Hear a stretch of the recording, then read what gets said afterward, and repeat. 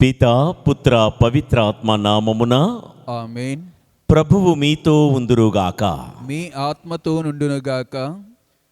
క్రీస్తు ప్రభుని యందు ప్రియులకు దేవుని బిడ్డలారా, సహోదరి సహోదరులారా, ఈ తపస్సప్త శనివారాల ఆరాధనకు, వాక్కు పరిచర్యకు మీ అందరినీ ప్రేమతో ఆహ్వానిస్తూ ఉన్నాను.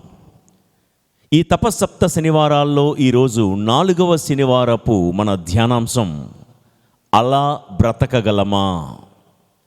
అలా బ్రతకగలమా. మనల్ని సృష్టించినటువంటి దేవుడు మిమ్మల్ని నన్ను ఏదోలా బ్రతకమని సృష్టించలేదు. వారిలాగా వీరిలాగా నువ్వు బ్రతికేస్తే చాలు అని దేవుడు మనల్ని పుట్టించలేదు. ఆయన ఎంతటి పరిశుద్ధుడో, నా బిడ్డలైనటువంటి మీరు పరిశుద్ధంగానే ఉండాలి అన్న సంకల్పంతో దేవుడు మనందరినీ కూడా తన పోలికలో తన రూపములో సృష్టించి ఉన్నాడు. అలా బ్రతకగలమా? ఎలా? ఆయనలా, ఆయనను పోలి, ఆయనను మాదిరిగా చేసుకుంటూ, ఆయన ద్రాక్షవల్లి అయితే ఆయనకు అంటిపెట్టుకునే రెమ్మలుగా, తీగలుగా మనం బ్రతకగలమా? అందుకే కదా ఈ తపస్సు కాలం, అందుకే కదా ఈ కృపాకాలం, అందుకే కదా ఈ భక్తి జీవితం, అందుకే కదా ఈ భక్తి కార్యక్రమాలు, ఈ వాక్కు పరిచర్య, ఈ ప్రసంగాలు. అలా బ్రతకగలమా?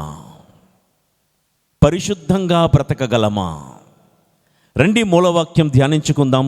యెహోషువ గ్రంథం 10వ అధ్యాయము 29 నుండి 30 వచనములు. యెహోషువ అతని అనుచరులు మక్కేదా నుండి లిబ్నాకు వచ్చి ఆ పట్టణమును ముట్టడించిరి. యావే ఆ పట్టణమును దానిని పాలించు రాజును ఇజ్రాయేలు వశము చేసెను. ఇజ్రాయేలీయులు అచ్చట ఉన్న ప్రతి ప్రాణిని కత్తివాదరకు ఎరచేసిరి కనుక ఎవ్వరునూ తప్పించుకోలేదు. ఆ పట్టణపు రాజునకు యెరికో రాజునకు పట్టిన గతియే పట్టెను. ప్రియ సహోదరి సహోదరులారా, మోషే తర్వాత నాయకుడైనటువంటి యెహోషువ గారి కాలంలో ఇజ్రాయేలు దేశము, ఇజ్రాయేలు ప్రజలు దేవుడు వాగ్దానం ఇచ్చినటువంటి పాలు తేనెలు జాలువారే కనాను వాగ్దాన భూమికి వారిని నడిపించుకునే క్రమంలో ఎంతోమంది రాజులు, రాజ్యాలు, జాతులు ఇజ్రాయేలు ప్రజల మీద దాడి చేసే నేపథ్యం ఇది. మనం ఇదివరకే విన్నాము, ఇజ్రాయేలు రాజ్యాన్ని 9 మంది రాజులు, 9 రాజ్యాలు ముట్టడి చేశాయి, దాడి చేశాయి అని. ఆ క్రమంలో ఇజ్రాయేలు ప్రజల మీద దాడి చేసే ఆ యొక్క ఊర్లు 2 పేర్లు ఇక్కడ వ్రాయబడి ఉన్నాయి: మక్కేదా, లిబ్నా. యెహోషువ గారి నాయకత్వంలో ఇజ్రాయేలు ప్రజలు మక్కేదాను, లిబ్నాను జయించిరి. ఈ మాటలకు అర్థం ఏంటంటే, మక్కేదా అనగా గొర్రెల కాపరులు, గొర్రెలు కూడుకునే ఒక చోటు, ఒక స్థలం అని అర్థం. గొర్రెల కాపరులు, గొర్రెలు కూడుకునే చోటు. మక్కేదా అనగా జీవమగల దేవుడి సంఘం. గొర్రె పిల్లలు, కాపరులు ఒకే చోట కూడి తమను సృష్టించినటువంటి దేవాది దేవుని ఆరాధించే సంఘం మక్కేదా అనగా శ్రీసభ, సంఘం, మన విచారణ, మన ప్యారిష్ అని అనుకోవచ్చు. లిబ్నా అనగా తెల్లనిది అని అర్థం, పరిశుద్ధత అని అర్థం. ఈ 2 మాటలు కలిపి చూడండి. మక్కేదాలో లిబ్నా ఉండాలి అంటే జీవమగల దేవుడి సంఘములో పరిశుద్ధత ఉండాలని జీవమగల దేవుడు కోరుకుంటున్నాడు.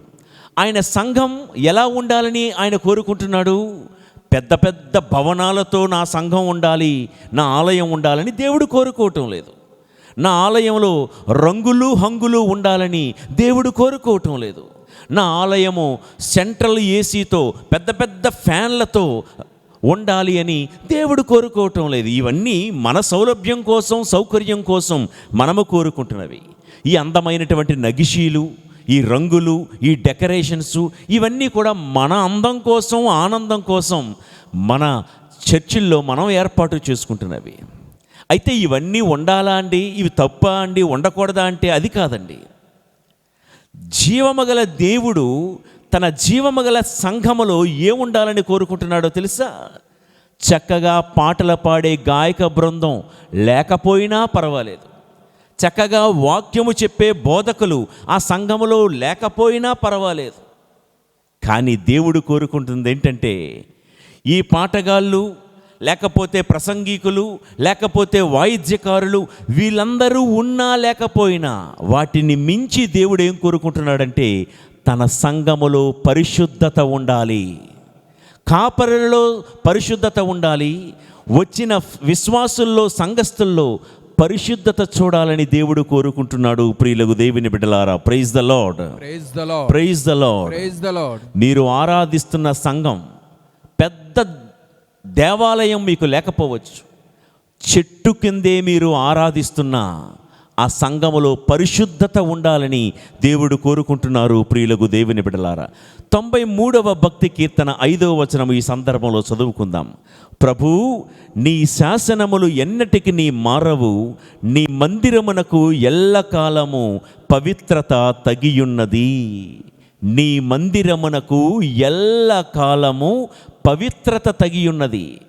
దేవుడి మందిరములో ఏముండాలి? ఏది దేవుడి మందిరానికి తగినది? అవి ఇవి కావు, వారు వీరు కాదు. దేవుడి మందిరానికి ఉండాల్సింది పవిత్రత, పరిశుద్ధత. ఎప్పుడు ఉండాలి? ఎల్లకాలము, 24/7. దేవాలయానికి వచ్చినప్పుడు ఆరాధనలో పీఠం మీద పెట్టినటువంటి ఆ క్రొవ్వొత్తులు ఆరాధన జరిగే సమయం అంతవరకే ఉంటాయి, తర్వాత ఆరిపోతాయి, ఆపేస్తాం. అట్లా ఉండకూడదు మన పరిశుద్ధత.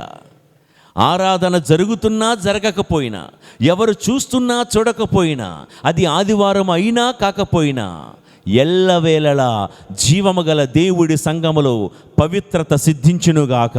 ఆమేన్. ప్రియ దేవుని బిడ్డలారా, మనం ఆరాధించే దేవుడు ఎల్లకాలము ఉన్న దేవుడు.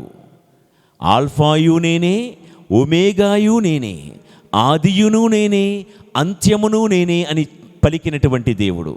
ఎల్లకాలము ఆయన ఉన్నవాడు. ఆయనను ఆరాధించే ఆయన బిడ్డలమైన మనం కూడా ఎల్లకాలము పరిశుద్ధంగానే ఉండాలి. ఆయన ఎల్లకాలము ఉండువాడు. ఎలా ఉండువాడు? ఆయన పరిశుద్ధుడు, పరిశుద్ధుడు, పరిశుద్ధుడు అని యెషయా గ్రంథం 6వ అధ్యాయములో దేవదూతలు ఆయన ముంగిట సాష్టాంగపడి ఆయన పరిశుద్ధతను కొనియాడడం గురించి మనం వింటున్నాము. ఎల్లవేళలా ఆయన పరిశుద్ధుడు. ఉదయం పరిశుద్ధుడు, రాత్రి పరిశుద్ధుడు, వానాకాలం పరిశుద్ధుడు. మనము కూడా ఆయన బిడ్డలమైన మనం ఏ సమయమైనా, అనుకూల సమయమందును ప్రతికూల సమయమందును, దివారాత్రములందును దేవుడి పోలి పరిశుద్ధంగా మనం బ్రతకాలి. తపస్సు కాలంలో పరిశుద్ధంగా బ్రతకాలి, మరి సామాన్య కాలంలో పరిశుద్ధంగా బ్రతకాలి, క్రిస్మస్ పర్వదినాల్లోనూ పరిశుద్ధంగానే బ్రతకాలి, ఆగమన కాలంలోనూ పరిశుద్ధంగానే బ్రతకాలి. ఆ కాలం ఈ కాలం, ఆ వారం ఈ వారం అని లేదు. దేవుడికంటూ ఒక వారాన్నిచ్చి ఆయన ఆదివారం మాత్రమే దేవుడని ఆదివారానికే ఆయన్ని పరిమితం చేయకూడదు. లోకంలో జనులు మాట్లాడుకున్న మాట ఏంటంటే, ఏ రోజు మంచిదండి, ఏ వారం మంచిదండి, శనివారం ప్రార్థన చేస్తే మంచిదా, శుక్రవారం ప్రార్థన చేస్తే మంచిదా, లేదా మంగళవారం మొక్కుకుంటే మంచిదా అని ప్రజలు అడుగుతూ ఉంటారు. దేవుడు వారాల దేవుడు కాదు. ఆయన త్రికాల స్థితుడు. బైబిల్ గ్రంథం, దర్శన గ్రంథం 4వ అధ్యాయం 8వ వచనము ఒక్కసారి చదువుతాను వినండి. ఈ 4 జీవులలో ప్రతి జీవియు 6 రెక్కలు కలిగి లోపలను వెలుపలను నేత్రములతో నిండియుండును. అవి చూడండి, రేయింబవళ్ళు ఇట్లు పాడుచునే ఉండును. సర్వశక్తిమంతుడును దేవుడును అయిన ప్రభువు పవిత్రులు పవిత్రులు పవిత్రులు, ఆయనయే త్రికాల స్థితుడు అని. కాబట్టి ఆయన మంగళవారం దేవుడండి, ఆయన గురువారం దేవుడండి, ఆయన శుక్రవారానికి దేవుడండి కాదు. మన దేవుడు త్రికాల స్థితుడు. అన్ని వేళలా అన్ని కాలాలలో ఆయన పరిశుద్ధుడే. ఆయన మనసులో కోరిక ఏంటో తెలుసా? నా బిడ్డలు కూడా పరిశుద్ధంగానే ఉండాలి. మూలవాక్యాన్ని ఒకసారి చూద్దాం. కనాను భూమిని ఆక్రమించే క్రమంలో యెహోషువ నాయకత్వంలో మక్కేదా, లిబ్నా ఈ రెండింటిని జయించారు. మనము కూడా పరలోక కనాను భూమిని చేరే క్రమములో ఈ తపస్సు కాలంలో మనం చేయాల్సింది ఏంటో తెలుసా? మక్కేదా అయిన జీవమగల సంఘం, మక్కేదా అయినటువంటి నీ కుటుంబంలో పరిశుద్ధతను గెలుచుకునేవానిగా మనమందరము మారుదుముగాక. ఆమేన్. మనము నివసిస్తున్నటువంటి మన కుటుంబంలో అపవిత్రమైనటువంటి మాటలు కానీ, ఆలోచనలు కానీ, చేష్టలు కానీ ఉంటే, మనము బ్రతుకుతున్నటువంటి మన ఊరిలో కానీ, మన సంఘములో కానీ, మన విచారణలో కానీ చీకటి రోత బ్రతుకు ఏదైనా ఉంటున్నట్లయితే, గాలి వార్తలు కానీ, పనికి మాలినటువంటి చేష్టలు కానీ, తిరుగుబాటు ధోరణి కానీ ఉన్నట్లయితే మక్కేదాలో లిబ్నా ఉండాలని దేవుడు కోరుకుంటున్నాడు. అంటే ప్రతి సంఘములో నాయకులు, గొప్ప గొప్ప నాయకులు ఉండాలని దేవుడు కోరుకోవటం లేదు. నా సంఘంలో కలెక్టర్లు, ఐఏఎస్, ఐపీఎస్లు ఉండాలని దేవుడు కోరుకోవటం లేదు. నా సంఘములో పరిశుద్ధత కలిగిన వారు ఉండాలని మాత్రమే దేవుడు కోరుకుంటున్నాడు. నా సంఘములో ప్రెసిడెంట్లు, వైస్ ప్రెసిడెంట్లు, సెక్రటరీలు, ట్రెజరర్లు, వాళ్ళు వీళ్ళు అధికారాలు వెళ్ళబట్టే వాళ్ళు ఉండాలని దేవుడు కోరుకోవట్లేదు. ఇవన్నీ మనం ఏర్పాటు చేసుకున్నవి. ఈ కుర్చీలు, ఈ హోదాలు, ఈ అధికార దర్పాలన్నీ మనము ఏర్పాటు చేసుకున్నవి.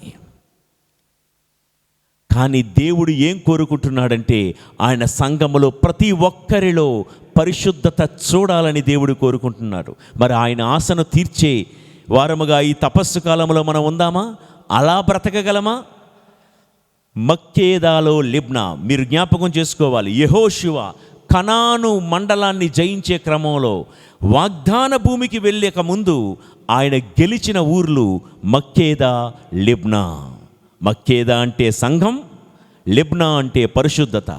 ఈ తపస్సు కాలంలో ఎంత భక్తి చేస్తున్నటువంటి మనం, ఎంత వాక్యం వింటున్నటువంటి మనం, నీ కుటుంబంలో పరిశుద్ధతను నీవు గెలుచుకోవాలి. అపవిత్రమైనటువంటి మాటలు, ఆలోచనలు, చేష్టలు ఏమీ కూడా నీ దరిదాపులకు రానివ్వకుండా జాగ్రత్త పడాలి. ఇదే దేవుడు కోరుకుంటున్నటువంటి, ఆయన మనసులో ఉన్నటువంటి కోరిక. ప్రియులకు సహోదరి సహోదరులారా, దేవుని బిడ్డలారా, పరిశుద్ధత పరిశుద్ధత పరిశుద్ధత అని అంటున్నాం కదా. అసలు మనం పరిశుద్ధంగా ఎందుకు బ్రతకాలి? ఒక్కసారి ఆత్మ పరిశీలన చేసుకుందాం. ప్రియులారా, కోట్లు సంపాదించినా సంపాదించకపోయినా పర్వాలేదు, మంచి ఉద్యోగాలు, ఆస్తిపాస్తులు సంపాదించినా సంపాదించకపోయినా పర్వాలేదు, గుళ్ళు, గోపురాలు, పుణ్యక్షేత్రాలు కట్టించినా కట్టించకపోయినా పర్వాలేదు, కానీ ప్రతి క్రైస్తవుడు సంపాదించాల్సిందంటూ ఒకటి ఉంది, అదే పరిశుద్ధత. పరిశుద్ధత అనేటువంటి దాన్ని మనమందరము సంపాదించుకున్న వారమే ఉండాలి. అయితే ఎందుకు ఈ పరిశుద్ధతను మనం ఎందుకు సంపాదించుకోవాలి? ముచ్చటగా 3 మాటలు మనం మాట్లాడుకుని ముందుకు వెళ్దాం. నెంబర్ 1, ఈ పరిశుద్ధత నాకు కావాలి. ఆ దేవుణ్ణి పోలి నేను కూడా పరిశుద్ధంగానే ఉండాలి.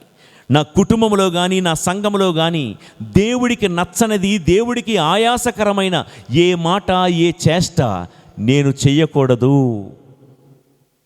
ఈ తీర్మానం మనమందరం కూడా చేసుకోవాలి. ప్రియులకు దేవుని బిడ్డలారా, ఎందుకు పరిశుద్ధంగా ఉండాలంటే, ఆ దేవుణ్ణి దర్శించుటకు. దేవుణ్ణి దర్శించడం అంటే పరలోక రాజ్యం చేరుటకు. ప్రియులకు దేవుని బిడ్డలారా, హెబ్రీయులకు వ్రాయబడిన లేఖ 2వ అధ్యాయం 14వ వచనము, తోడి ప్రజలతో ప్రశాంత జీవితమునకై ప్రయత్నింపుడు, పవిత్రమైన జీవితమును గడుపుటకై యత్నింపుడు, అది లేక ఎవరునూ ప్రభువును దర్శింపలేరు. ప్రియ సహోదరి సహోదరులారా, క్రైస్తవ జీవితానికి మూల స్తంభాలు 2. హెబ్రీయులకు వ్రాయబడిన లేఖలో మనం ఇప్పుడిప్పుడే చదువుకున్నాం. 1, పవిత్రంగా బ్రతకాలి. 2వది, ఇరుగు పొరుగు వారితో సమాధానంగా జీవించాలి. ఈ రెండింటిలో దేనితోనూ మనం రాజీ పడకూడదు. మనందరి ఆశ ఆ దేవుణ్ణి ముఖాముఖిగా దర్శించాలి. మనందరి ఆశ పునరుత్థాన దినమున ఆ ప్రభుని యొక్క మనందరి దేహము మహిమకరమైనటువంటి దేహముగా ఎత్తబడాలి. ఇది కదా మన ఆశ. ఆ దేవుణ్ణి దర్శించాలి అంటే పవిత్రంగా ఉండాలి, ఇతరులతో సమాధానంగా జీవించాలి. ఈ రెండింటిలో ఏది ముఖ్యం అని అడిగితే రెండు కళ్ళు లాంటివి, రెండూ ముఖ్యమే. ఇతరులతో సమాధానంగా బ్రతకకుండా పరిశుద్ధంగా బ్రతకలేము. పరిశుద్ధంగా బ్రతికిన వాళ్ళు ఇతరులతో సమాధానకరంగా బ్రతకకుండా ఉండలేరు. కొంతమందికి అదుంటే ఇదుండదు, ఇదుంటే అదుండదు. 24 గంటలు పొద్దస్తమాను దేవుడా దేవుడు అంటూ వాక్యం చదువుకుంటూ జపమాలలు పట్టుకుంటూ గుళ్ళు గోపురాలు తిరుగుతున్న వాళ్ళు ఇంటికొచ్చి ఇంట్లో వారితో సమాధానం లేకుండా నోరు పారేసుకుంటూ అర్థం చేసుకోకుండా బ్రతుకుతూ ఉంటే వాళ్ళలో పరిశుద్ధత లేనట్లే. ఊరందరితోనూ సమాధానంగా ఉండి ఏదో పెద్ద సంఘ సంస్కర్తగా అక్కడ ఇక్కడ అన్నీ చక్కబెడుతూ సంఘంలోకి వచ్చి నువ్వు తిరుగుబాటు తగువులు సృష్టిస్తూ ఉంటే నీలో కూడా పరిశుద్ధత లేనట్లే. ఎవరు దేవుణ్ణి దర్శించగలరు? ఇతరులతో సమాధానంగా ఉన్నవాళ్ళు, అదేవిధంగా పరిశుద్ధంగా పవిత్రంగా జీవించే వాళ్ళు మాత్రమే దేవుణ్ణి దర్శించగలరు. ప్రియులకు దేవుని బిడ్డలారా, సంఘములో ఎవరైనా, సీనియర్ అయినా జూనియర్ అయినా, ప్రీస్ట్ అయినా సామాన్య గృహస్థ క్రైస్తవులైనా ఎవరికైనా ఒకటే లైసెన్స్, ఒకటే రూల్. దేవుణ్ణి దర్శించాలనుకుంటే పోపు గారి మొదలు నా వరకు, రాజు నుండి సామంత రాజు వరకు అందరికీ ఒకటే రూల్. ఏంటంటే దేవుణ్ణి దర్శించాలంటే పవిత్రముగా ఉండకుండా ఎవరు ప్రభువుని చూడలేరు. నిర్మల హృదయులు ధన్యులు, వారు మాత్రమే దేవుణ్ణి దర్శింతురు, వారు మాత్రమే. మత్తయి సువార్త 5వ అధ్యాయము 8వ వచనములో. కాబట్టి ఎందుకు పరిశుద్ధంగా ఉండాలంటే ఆ దేవుణ్ణి దర్శించడానికి, పరలోక రాజ్యం చేరడానికి. ఇక రెండోది, దేవుణ్ణి సంతోషపరచడానికి నేను పవిత్రంగా ఉండాలి. దేవుణ్ణి సంతోషపరచడానికి చూడండి, తెస్సలోనిక ప్రజలకు రాసిన మొదటి లేఖ 4వ అధ్యాయం 1 నుండి 3 వచనాల్లో 1 నుండి 3 వచనాలు చదువుతున్నాను, వినండి. చిట్ట చివరగా సోదరులారా, దేవుని సంతోషపెట్టుటకు మీరు ఎట్లు జీవింపవలెనో మా నుండి మీరు నేర్చుకుంటిరి. మీరు ఇప్పుడు చేయుచున్నట్లే ఎంకనూ అధికముగా అటులనే జీవించుచు అభివృద్ధి సాధింపవలనని మేము మిమ్ము ఇప్పుడు ప్రభువగు యేసు నామమున బ్రతిమాలుచున్నాము, హెచ్చరించుచున్నాము. ఏలైనా యేసు ప్రభువు అధికారమున మేము మీకు ఎట్టి ఉత్తర్వులను జారీ చేసితమో మీకు ఎరుకయే గదా. మీరు పవిత్రులై ఉండవలెననియు భోగవాంఛలకు దూరముగా ఉండవలెననియు మీ విషయమున దేవుడు సంకల్పించి ఉన్నాడు. మీ విషయమున దేవుడు సంకల్పించి ఉన్నాడు. ప్రియులకు దేవుని బిడ్డలారా, పవిత్రులై భోగవాంఛలకు దూరంగా ఉండండి. పవిత్రులై భోగవాంఛలకు దూరంగా ఉండండి. ప్రతి వ్యక్తియు గౌరవనీయంగా తన శరీరాన్ని అదుపులో పెట్టుకోవాలి, వ్యామోహాలు విడిచి అని ఇక్కడ పౌలు గారు తెస్సలోనిక ప్రజలకు చెప్తున్నటువంటి మాట. అంటే రోజు ఉపవాసం ఉండి ప్రార్థిస్తే దేవుడు సంతోషించరా అండి? సంతోషిస్తారు. రోజు దేవాలయానికి వెళ్ళి దివ్యబలి పూజలో పాలు పంచుకుంటే దేవుడు సంతోషించరా? సంతోషిస్తారు. నెలలో నీ ఆదాయంలో 10వ వంతు దేవునికి సమర్పిస్తే దేవుడు సంతోషించరా? సంతోషిస్తారు. వీటన్నిటినీ మించి మనం పరిశుద్ధంగా ఉంటేనే, పవిత్రంగా ఉంటేనే మన ఆలోచనలు, మన మాట, మన నడవడిక పవిత్రంగా ఉంటేనే దేవుడు సంతోషిస్తారు. Praise the lord. Praise the lord. కాబట్టి ప్రియులకు దేవుని బిడ్డలారా, పరిశుద్ధతను బట్టే దేవుడు సంతోషిస్తారు. మనం అర్పించే నైవేద్యాలు, మనము చేసే వ్రతాలు, పూజలు, మనమిచ్చే కానుకలకు మించి దేవుడు ఆనందించేది, దేవుణ్ణి సంతోషపెట్టే కార్యం ఎంతమందిలో ఈ నా బిడ్డ పరిశుద్ధుడు. చూడండి, యోర్దాను నదిలో యేసు ప్రభు జ్ఞాన స్నానం పొందే సమయంలో పావర రూపమున పరిశుద్ధాత్మ దేవుడు దిగి వచ్చిన ఆ సందర్భంలో ఒక దివ్యవాణి ఇట్లు వినిపించెను. ఏమని? ఈయన నా ప్రియమైన కుమారుడు, ఈతని యందు నేను ఆనందించుచున్నాను. తండ్రి దేవుడు తన కుమారుని యందు ఆనందించుచున్నాడు. ఎందుకంటే ఆయన పరిశుద్ధుడు. అలా మీ యందు నా యందు దేవుడు ఆనందించాలి అంటే యేసయ్యను పోలి మనము కూడా పరిశుద్ధముగా జీవించువారమై ఉండాలి. చూడండి, ఒక ఉదాహరణగా చెప్తున్నాను. ఒక బాగా సిగరెట్ తాగే అలవాటు ఉన్నవాడు ఉన్నాడు అనుకుందాం. అతని ముందు పంచభక్ష పరమాణాలు పెట్టినా ఏదో అనుకుంటూ అట్లా తింటాడు. చికెన్ బిర్యానీ పెట్టినా అనుకుంటూ తింటాడు. కానీ సిగరెట్ తాగే అలవాటు ఉన్న వ్యక్తికి అతనికి ఒక సిగరెట్ ప్యాకెట్ గిఫ్ట్గా ఇవ్వండి, ఓ thank you thank you thank you very much అని సంబరపడిపోతూ ఉంటాడు. ఒక తాగుబోతున్నాడు, అతని ముందు ఎంత ప్రేమాభిమానాలు పెట్టినా చూపించినా సర్లే సర్లే అన్నట్టుంటాడు. అదే ఒక మందు బాటిల్ ఎవరైనా ఇచ్చారనుకోండి, ఎంత హ్యాపీ ఫీల్ అయిపోతాడో. ఈ మాటలు విని ఓహో మందు అలవాటు ఉన్నోడికి మందు బాటిల్ ఇవ్వాలగాలని అనుకోకండి. తాగేవాడు 50% పాపాత్ముడైతే తాగిపించేవాడు 100% పాపాత్ముడు. ఈ విషయాన్ని జ్ఞాపకం చేసుకోండి. ప్రభువే చెప్పిన మాట ఏంటంటే, అందుకు కారణమైనటువంటి వాడికి అయ్యో అనర్థము. ఎందుకు కారణము? తాగుబోతోడు పాపం చేశాడు కరెక్టే, కానీ ఆ తాగుబోతోడిని పార్టీలను ఇంకోటనో పిలిచి తాపించావు కదా, అయ్యో అందుకు అనర్థం, అందుకు కారణమైన వాడు. అటువంటి వాడు పుట్టకపోయినా బాగుండేది. ఇది నేనన్న మాట కాదు, యేసు ప్రభు వారు చెప్పిన మాట. నా ప్రియులకు దేవుని బిడ్డలారా, సహోదరి సహోదరులారా, ఈ మాటలు మనం జ్ఞాపకం చేస్తూ దేవుడి మనస్సు గెలవాలంటే ఆ త్రాగుబోడు తోడుకి ఏది ఇష్టమో అది ఇచ్చినప్పుడే సంతోషపడ్డాడు.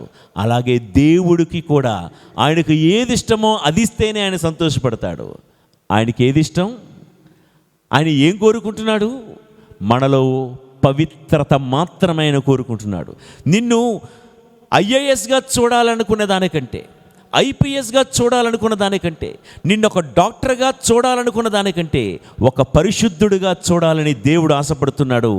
ఆయన ఆశను గనక మనం తీరిస్తే దేవుణ్ణి సంతోషపెట్టే వాళ్ళం మనం అవుతాం. Praise the lord. Praise the lord. ఇక మూడో విషయము, మనం ఎందుకు పరిశుద్ధంగా ఉండాలి? నెంబర్ 1, దేవుణ్ణి దర్శించాలంటే. నెంబర్ 2, దేవుణ్ణి సంతోషపరచాలంటే. నెంబర్ 3, దేవుని చిత్తం నెరవేర్చుటకే మనం పరిశుద్ధంగా ఉండాలి. హెబ్రీలకు వ్రాయబడిన లేఖ 10వ అధ్యాయము 5-7 వచనాలు. ఈ కారణము చేతనే భూలోకమున ప్రవేశించినప్పుడు దేవునితో క్రీస్తు ఇట్లనెను, నీవు జంతు బలులను అర్పణలను కోరలేదు, కానీ నాకు నీవు ఒక శరీరమును కల్పించితివి. దహన బలులకును పాప పరిహారార్థమైన అర్పణలకును నీవు ఇష్టపడలేదు. అప్పుడు నేను ఇట్లంటిని, నన్ను గూర్చి శాసన గ్రంథమునందు వ్రాయబడినట్లుగా, ఇదిగో ఓ దేవా, నీ చిత్తమును నెరవేర్చుటకు నేను ఇట వచ్చి ఉన్నాను. దేవుడి చిత్తం నెరవేర్చినప్పుడు, దేవుని చిత్తం నెరవేర్చుటయే పరిశుద్ధత. ప్రియులకు దేవుని బిడ్డలారా, ఆయన చిత్తం ఏదో నెరవేర్చాలంటే ముందు మనం పరిశుద్ధంగా ఉండాలి. ఆయన చిత్తం ఏదో నెరవేర్చాలంటే పరిశుద్ధంగా ఉండాలి. ఒక టైర్ పంక్చర్ అయిపోయింది. టైర్ పంక్చర్ ఎలా వేయాలో నీకు తెలియదు. పంక్చర్ వేయాలి అంటే ఆ పంక్చర్ వేయడం ఎలాగో తెలిసిన వాడికే దగ్గరికే మనం తీసుకుని వెళ్ళాలి బండిని.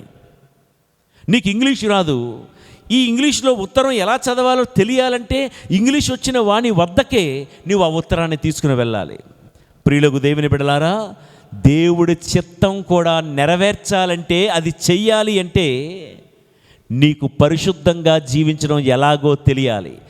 ఇంగ్లీష్ చదవాలంటే ఇంగ్లీష్ వచ్చిన వాడికి ఇంగ్లీషు తెలిసినట్లు, పరిశుద్ధమైనటువంటి కార్యాలు చేయాలంటే పరిశుద్ధంగా జీవించడం కూడా మనకు తెలియాలి. ప్రియులకు దేవుని బిడ్డలారా, ఈ సందర్భంలోనే నేను పాత నిబంధన గ్రంథములో ఉన్న యోసేపు, సంసోను వీళ్ళిద్దరిని కూడా మీ ముందుకు తెచ్చి ఉదహరిస్తాను. యోసేపు, సంసోను వీరిద్దరూ కూడా కారణజన్ములే. యోసేపు పుట్టిన తర్వాత అతని మీద ఉన్న ప్రణాళిక ఏంటో దేవుడు చెప్పాడు. కానీ సంసోనికి ఇంకా ఆధిక్యత ఏంటో తెలుసా? పుట్టకముందే మనోవా కుమారుడైన ఈ సంసోను ఎంతటి వాడవుతాడో అని దేవుడు దూత ద్వారా ఆల్రెడీ తన తల్లికి చెప్పాడు. ఇతడు వ్రతతత్పరుడై ఉంటాడు, మంగళవాణి కత్తి ఇతడి యొక్క జుట్టును తాకరాదు. ఇతడు అనేకమైనటువంటి కార్యక్రమాలు చేయడానికి దేవుడు తన పుట్టిస్తున్నాడని ఒక కారణం చేత, ఒక ప్రణాళిక వలన దేవుడు సంసోనుని కానీ యోసేపుని కానీ సృష్టించారు. వాళ్ళిద్దరినేనానండి, మా మీద ఏం ప్రణాళిక లేదా అంటే చూడండి ఇర్మియా గ్రంథం 29వ అధ్యాయము 11వ వచనములో దేవుడు మనందరిని చూసి అంటున్నమాట, ఇదిగో మీ క్షేమము కొరకు ఉద్దేశించిన పథకములు నాకు మాత్రమే తెలియను, నేను మీ అభివృద్ధినే గాని వినాశనమును కోరను, నేను మీకు బంగారు భవిష్యత్తును నిర్ణయించి తిని. అవునా ప్రభువా, నా మీద నీకు ఒక ప్రణాళిక ఉందా? నా గురించి ఒక ప్లాన్ ఉందా? ఆ ప్లాన్ ఏదో నెరవేర్చే ప్రభువా, ఆ ప్లాన్ ఏదో నెరవేర్చే ప్రభువా అంటే దేవుడు అంటున్నాడు, నా ప్లాన్స్ నీ జీవితంలో నెరవేరాలి అంటే నువ్వు పరిశుద్ధంగా ఉండాలి. నువ్వు పవిత్రంగా ఉండకపోతే, నువ్వు నాలాగా బ్రతకకపోతే, నిన్ను ఎంతో అధికంగా ఉన్నతంగా దీవించాలన్న గుండెల నిండా ఆశ నాకున్నా నేను నీ పట్ల నా కార్యాలు చేయలేను, నా ప్రణాళికలు నీ జీవితంలో ఇంప్లిమెంట్ చేయలేను అని దేవుడు అంటున్నాడు. చూడండి యోసేపు సంసోను జీవితంలో ఏం జరిగిందో. యోసేపు గారి జీవితంలో 100కి 100 పాళ్ళు దేవుడి యొక్క ప్రణాళిక నెరవేరింది.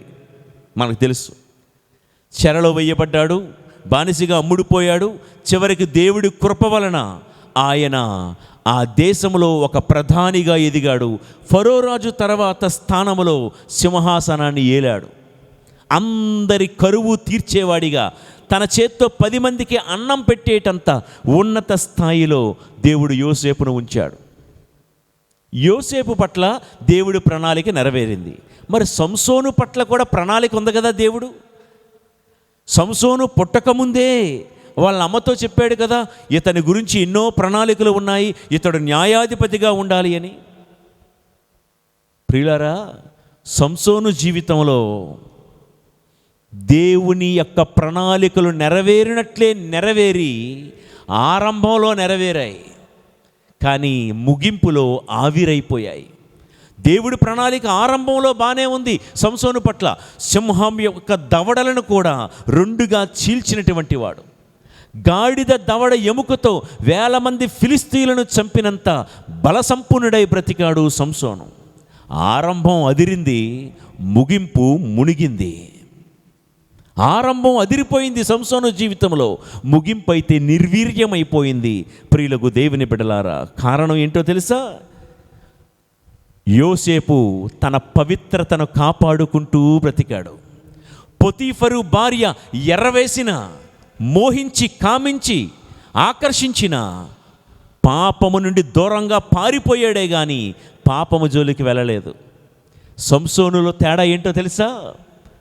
వేశ్యలు, వ్యభిచారులు, డెలీలా లాంటి వాళ్ళు అతన్ని ఆకర్షిస్తూ ఉంటే, అందాన్ని ఎర్రగా వేస్తూ ఆకర్షిస్తూ ఉంటే, యోసేపేమో పాపము నుండి దూరంగా పారిపోతూ ఉంటే సంసోను పాపం వైపు పారిపోయాడు.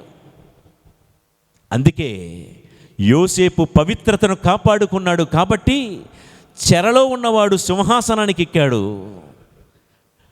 న్యాయాధిపతి అనే సింహాసనం మీద ఉండాల్సినటువంటి సంసోను సింహాసనం నుండి చెరలోకి వెళ్ళిపోయాడు. వింటున్నారా ఈ మాట?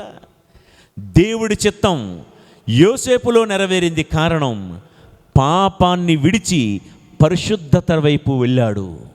తన జీవితంలో పరిశుద్ధతను కాపాడుకున్నాడు. నా లైఫ్లో ఏం పోయినా పర్వాలేదు, బంగారం పోయిందా, ధనం పోయిందా, మంచి పేరు పోయిందా, ఓకే, ఈరోజు కాకపోతే రేపైనా సంపాదించుకోవచ్చు, కానీ పవిత్రత. అందుకే దావీదు మహారాజు 51వ కీర్తనలో ఏమంటాడంటే, దేవా నన్ను నీ సన్నిధి నుండి గెంటి వెయ్యకు, నన్ను నీ సన్నిధి నుండి గెంటి వెయ్యకయ్యా. ప్రియులకు దేవుని బిడలారా, సహోదరి సహోదరులారా, సంసోను సింహాసనం మీద ఉండాల్సిన వాడు చెరలోకి దిగజారిపోవడానికి కారణం ఏంటి? ఆరంభంలో బలసంపన్నుడై దీవెనలతో నింపబడిన వాడు ముగింపులో అతడి జీవితం చెరలోకి వెళ్ళిపోవడానికి, గుడ్డివాడై శిథిలాల కింద నలిగిపోవడానికి కారణం ఏంటో తెలుసా? లోకం ఆకర్షించి ఆకర్షణలో మునిగిపోయాడు. తన పరిశుద్ధతను పోగొట్టుకున్నాడు. వ్రతతత్పరుడుగా ఉండాల్సిన వాడు పాపాత్ముడిగా బ్రతికాడు. ప్రియులకు దేవుని బిడ్డలారా, అలా బ్రతకగలవా? యోసేపులాగా మనం బ్రతకగలమా? ఎవరు ఆకర్షించినా, మోహించినా, కామించినా, ఈరోజు రేపుల్లో సెల్ ఫోన్ తెరిస్తే చాలు ఎన్నో అశ్లీలమైనటువంటి దృశ్యాలు పలకరిస్తూ ఉంటాయి.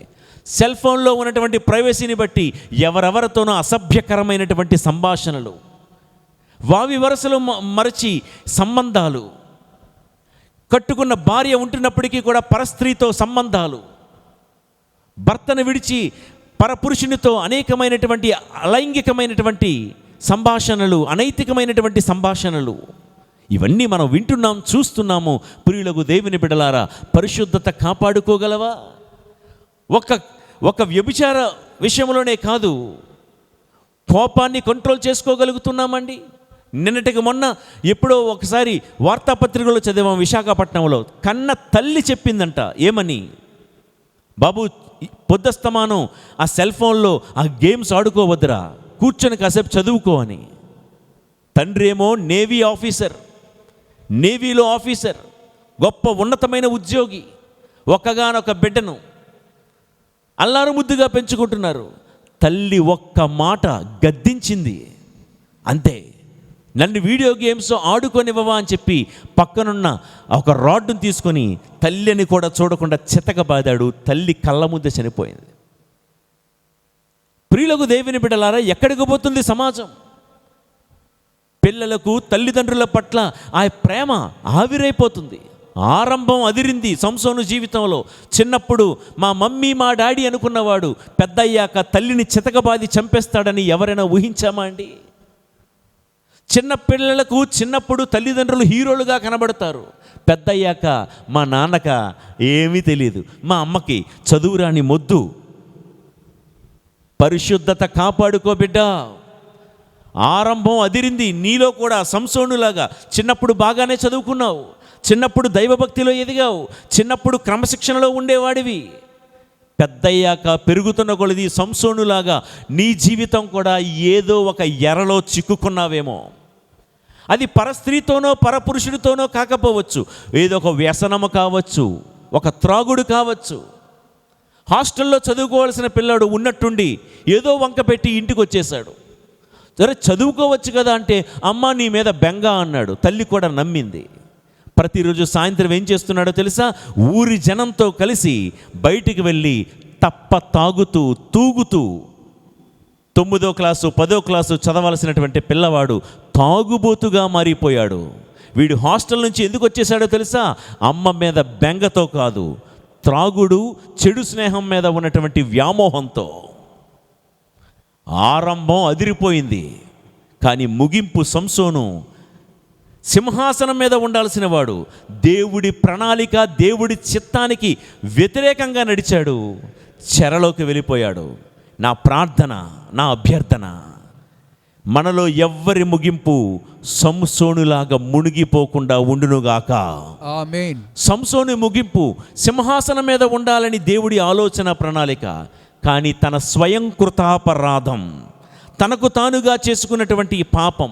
ప్రియులారా, మనం చెడిపోయాము, పాడైపోయామంటే ఎవరి మీదో తప్పు మనం మోపేస్తాము. కానీ దావీదు మహారాజు ఏమంటున్నాడో తెలుసా? ప్రియలకు దేవుని బిడ్డలారా, దావీదు మహారాజు 38వ కీర్తన 5వ వచనంలో చెప్పే మాట విందాం. నా బుద్ధిహీనత వలన నా గాయములు క్రుళ్ళి దుర్గంధములుకుచున్నవి. నీ జీవితంలో దేవుని ప్రణాళిక నెరవేరకపోవడానికి కారణం ఏంటో తెలుసా? ఇది నా బుద్ధిహీనత. ఇది నాకు నేనుగా ఈ తప్పుడు నిర్ణయం తీసుకున్నాను, నాకు నేనుగా చెడు స్నేహాలు చేశాను, నాకు నేనుగా ఈ వ్యసనాలకు బానిస అయిపోయాను. కాబట్టి ఇది నా తప్పు, నా తప్పు, నా గొప్ప తప్పు. అదే కదా దివ్యబలి పూజలో మనం చెప్పేది. నీ తప్పు నువ్వే ఒప్పుకో, నీ యొక్క పొరపాట్ల భారాన్ని నువ్వే మొయ్యు. మనమేదో పొరపాటు చేసి మన జీవితాలు చెడిపోవడానికి వాళ్ళు వీళ్ళు కారణమని ఏ రోజు మనం ఎంచకూడదు. ప్రియులకు దేవుని బిడ్డలారా, సహోదరి సహోదరులారా, అయితే విందాం. దేవుడికి నీ పట్ల, నా పట్ల ఒక ప్రణాళిక ఉంది. ఆ ప్రణాళిక నెరవేరాలి అంటే పరిశుద్ధంగా ఉండాలి. మనం అడుగుతున్నాం, ఎందుకంటే పరిశుద్ధంగా ఉండాలి? ఆ దేవుడు పరిశుద్ధంగా ఉంటే ఉన్నాడు. నేనెందుకు ఉండాలి అంటే, ఎందుకంటే నువ్వు ఆయన బిడ్డవే. ఎందుకంటే ఆ దేవుడు నిన్ను తన పోలికలో తన రూపంలో సృష్టించుకున్నాడు.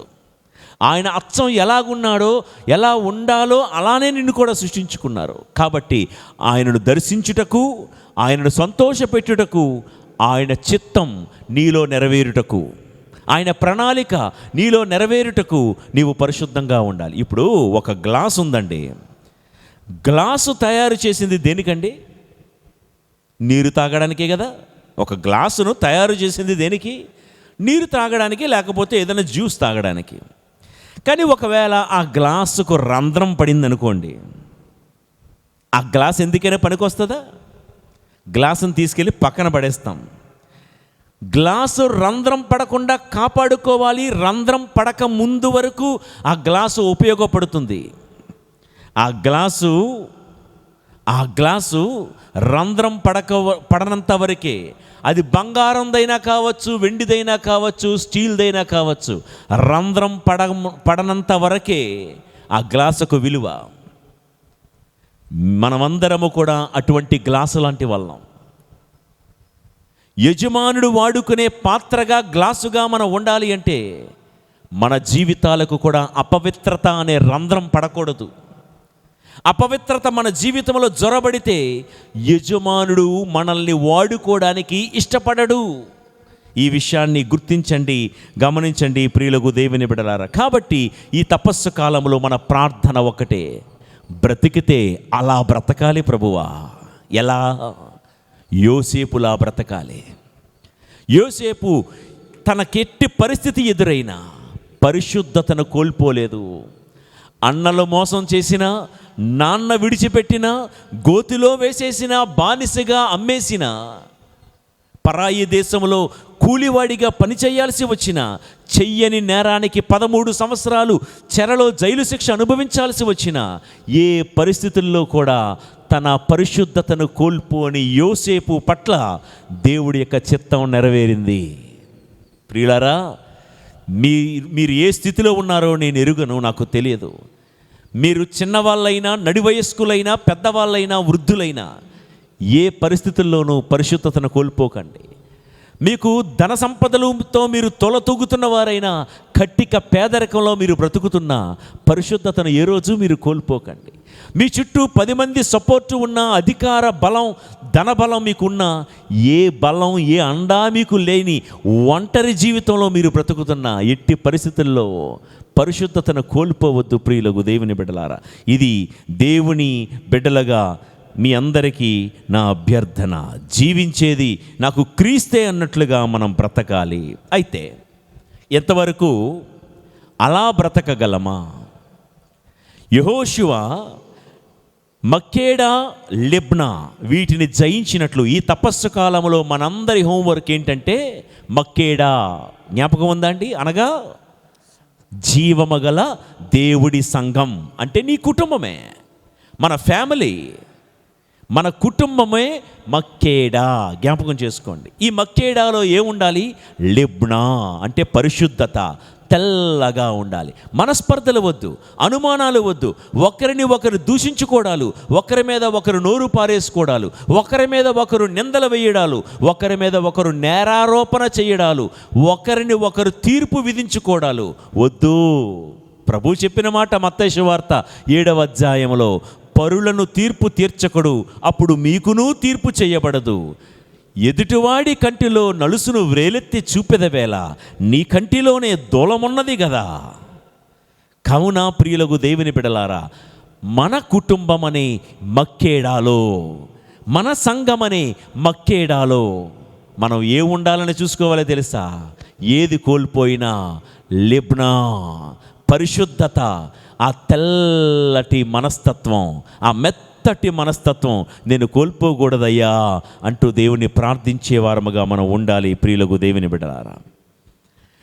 అయితే ఎలా పరిశుద్ధంగా బ్రతకాలి అంటే మనం ఏం చేయాలో ఒక ఉదాహరణ ప్రభు అన్నారు. మనం ఎలా బ్రతకాలో ప్రభువే నేర్పించారండి. అంత గొప్ప దేవుడు. ఎలా నడాలి, అలా నడాలి, ఇలా చూడాలి, ఎలా బ్రతకాలి? మత్తయి సువార్త 5వ అధ్యాయము 13వ వచనములో మనకు ఎరుకయ్యే కదా, మీరు ఈ భూమికి ఉప్పై ఉన్నారు. ఎట్లా? మీరు ఈ భూమికి ఉప్పు వలె ఉన్నారు. అందుకే ఈరోజు నేను మీతో కొన్ని క్షణాలు బ్రతికితే అలా బ్రతకాలరా తమ్ముడు, బ్రతికితే ఉప్పులా బ్రతకాలి. ఈ మాట అందాం, కుటుంబంలో అందరం కలిసి ఈ మాట చెప్పుకుందాం. బ్రతికితే ఉప్పులా బ్రతకాలి. ఎందుకు? కారణంలా ఎందుకు బ్రతకకూడదు? నా దేవుడు చెప్పాడు, పరిశుద్ధులైన దేవుడు చెప్పిన మాట ఏంటంటే మీరు భూమికి ఉప్పులాగా ఉండాలి. భూమిలో బ్రతుకుతున్నారు కదా, మీరు భూమికి ఉప్పులాగా ఉండాలి. అలా బ్రతకగలమా? ఎలా? ఉప్పులా బ్రతకగలమా? కొన్ని మాటలు చెప్పి ఈ ధ్యానాంశాన్ని మనం ముగించుకుందాం. ప్రియులకు దేవుని బిడ్డలారా, మానవ జీవితంలో ఉప్పు లేకుండా ఏది ఊహించగలమా? ఏది ఊహించలేమండి. మన ఒంట్లోకి వెళ్ళేది ఉప్పే, మన ఒంట్లో నుండి వచ్చే చెమట కూడా ఉప్పే.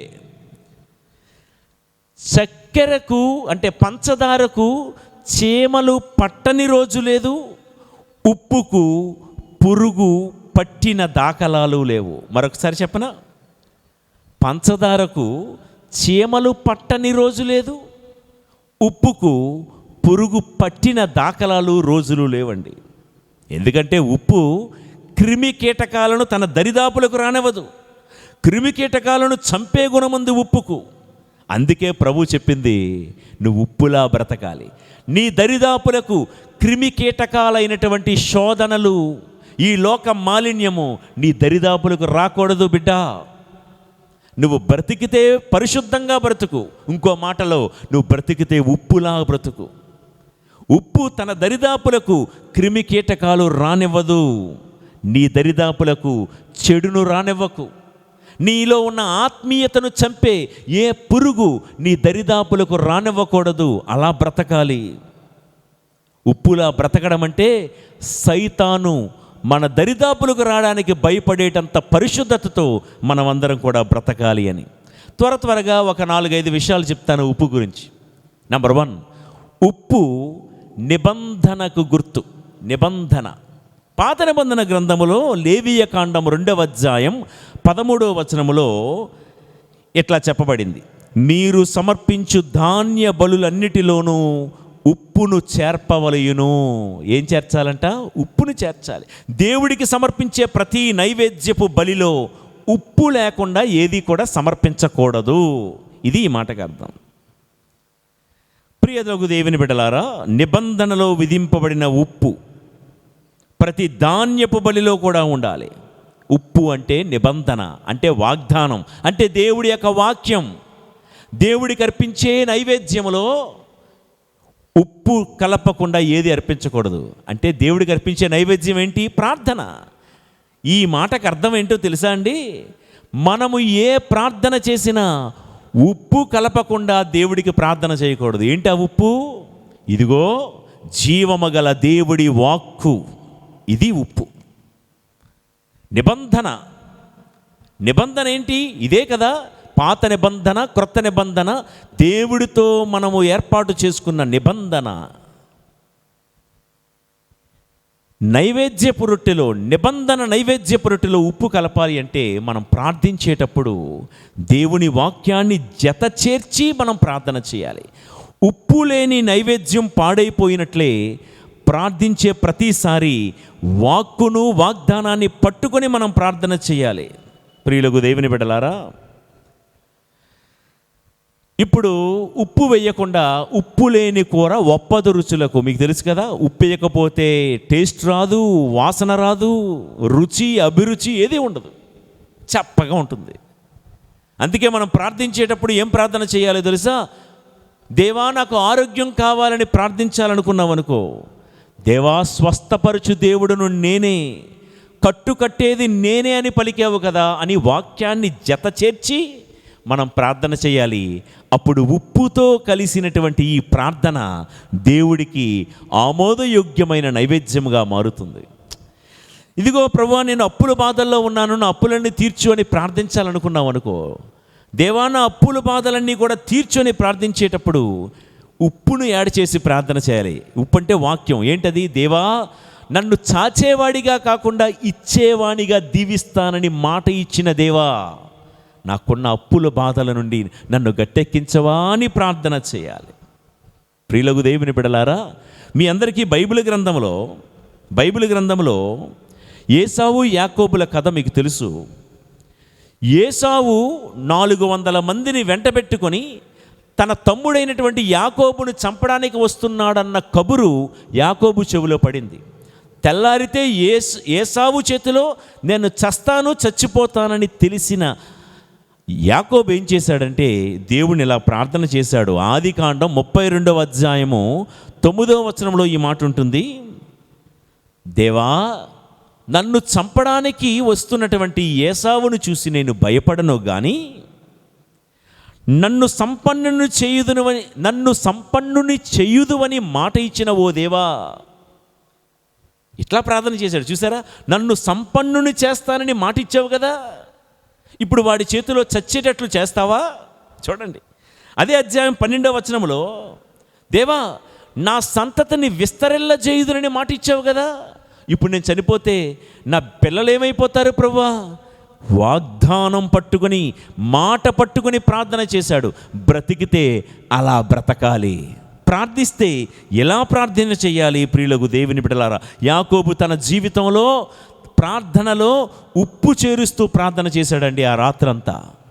నన్ను సంపన్నుని చేస్తానని మాట ఇచ్చిన దేవా, నా సంతతిని విస్తరల్ల చేస్తానని మాట ఇచ్చిన దేవా, తెల్లారితే నన్ను చంపడానికి వచ్చే అన్నయ్య అయిన ఏసావు చేతిలో చచ్చిపోయేటట్లు చేస్తావా? నన్ను కరుణించని ప్రార్థన చేస్తే అద్భుతం.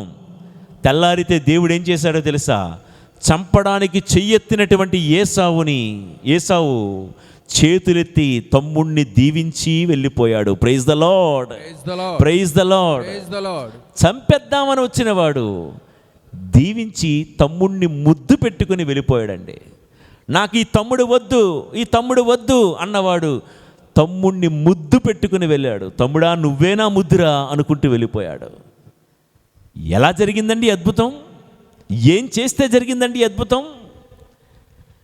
యాకోబు తన ప్రార్థనలో ఉప్పును జత చేసి ప్రార్థన చేశాడు. ఈ భూమికి నువ్వు ఉప్పులా బ్రతకాలి అన్నాడు ప్రభువు. అలా బ్రతకగలమా? ఎలా బ్రతకగలం? ఉప్పులా బ్రతకగలవా నువ్వు? ఈ తపస్సు కాలంలో ఎంతో ప్రార్థనలు చేస్తున్నావు. ఏదో మనకు కంటతా వచ్చిన 4 ప్రార్థనలు చేసి ఆహా నేను జపం చెప్పాను అని ఊరుకోకు. దేవుడి వాక్యాన్ని చదువు, దేవుడి వాక్యాన్ని నీ ప్రార్థనలో జత చేయు.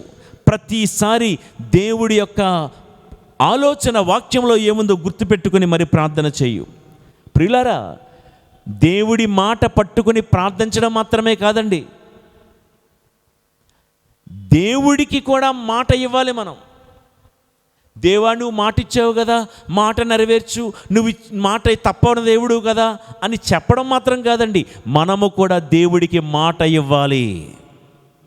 యోబు భక్తుడు 31వ అధ్యాయము 1వ వచనములో దేవుడికి ఒక మాట ఇచ్చాడు. ఏంటో తెలుసా? నా దృష్టితో ఏ పాడు చూపు నేను చూడలేదు. దేవుడికి మాట ఇచ్చాడు. ఇది 31వ అధ్యాయంలో యోబు దేవుడికి ఇస్తున్న మాట. ఏంటట? నా దృష్టితో నేను ఏ పాడు చూపు చూడను.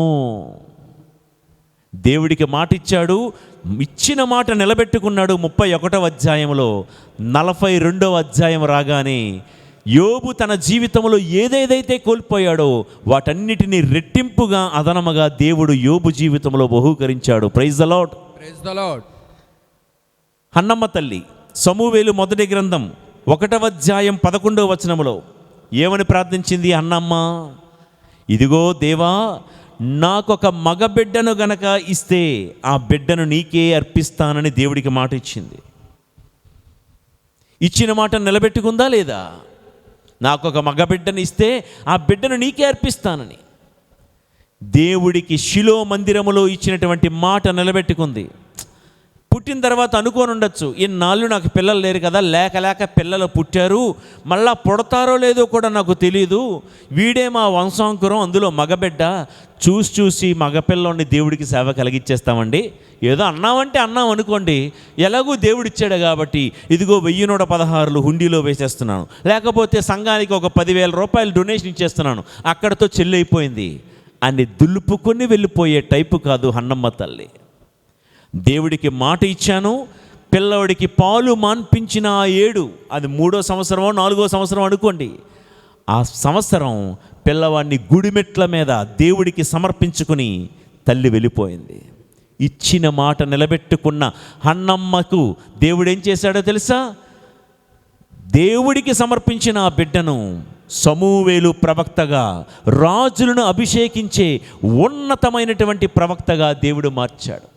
అంత మాత్రమే కాదు, ఉన్న ఒక్కగానొక్క బిడ్డను దేవునికి అర్పిస్తే మరలా ఈ గొడ్రాలు అని అనిపించుకున్నటువంటి హన్నాకు దేవుడు మరొక 5 బిడ్డలని కానుకగా ఇచ్చి ఉన్నాడు. Praise the lord. Praise the lord. యెఫ్తా జీవితంలో కూడా దేవుడికి మాట ఇచ్చాడు, అమ్మోనీయుల మీద గనక నాకు విజయాన్ని ఇస్తే నేను నా ఊరి పొలిమేరల్లో అడుగు పెట్టగానే చూసిన ఆ మొదటి వ్యక్తిని నీకు బలిగా ఇస్తాను. తన కన్న కూతురే ఎదురొచ్చింది, అయ్యో నా కూతురా అని చెప్పి మాట వెనక్కి తీసుకోలేదు. ఇచ్చిన మాట నిలబెట్టుకున్నాడు. ప్రియులకు దేవుని బిడ్డలారా, ఉప్పు ఎలాగైతే పాడైపోదో, భగ్నమవ్వదో, దేవుడికి నీవిచ్చే మాట కూడా భగ్నమవ్వకూడదు, పాడైపోకూడదు.